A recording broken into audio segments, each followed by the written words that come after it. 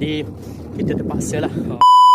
Alhamdulillah guysku, siap dah kita buat naik barang. Okey, nampak life jacket tu dah ada belakang. Okey, jom sama-sama kita pergi balik pola guysku. Okey, baik, kita buka dulu tali-tali ni.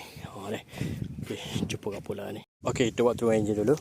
Jadi sebab apa kita kena ada canvas macam ni? Sebab barang-barang ni guysku. Sebab kalau hujan ni kita tinggal tutup je lah.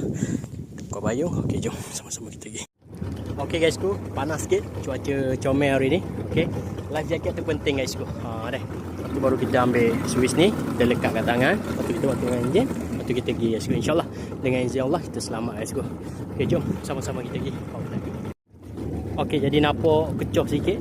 Jadi kita terpaksa lah guna canvas ni supaya basuh kan. Dan pun nak hujan, jadi kita tutup macam ni guysku. Jadi barang-barang kita tu taklah kena sangat air. Okey, jom. Okey guysku, alhamdulillah dah sampai dah sampai dekat Pulau Pontian. Alhamdulillah selamat semua. Alhamdulillah. Jadi rakan sahabat tanya kenapa tali merah ni gantung dekat tangan guysku.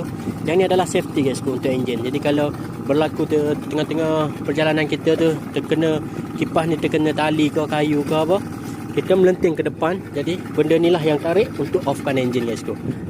Stop switch emergency guysku. Alright. Jadi kepada rakan sahabat yang tanya tu, itulah jawapan dia.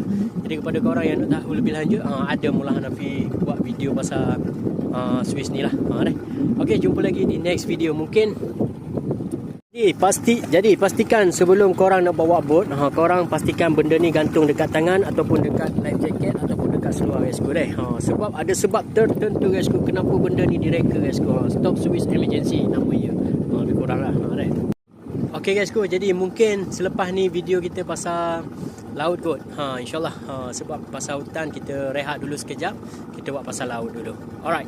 Jadi jumpa lagi di next video guysku. Bye bye. Assalamualaikum warahmatullahi wabarakatuh. Jadi kita pergi kat Ocean dulu. Kita buat turun dulu bagai-bagai ni belakang. InsyaAllah.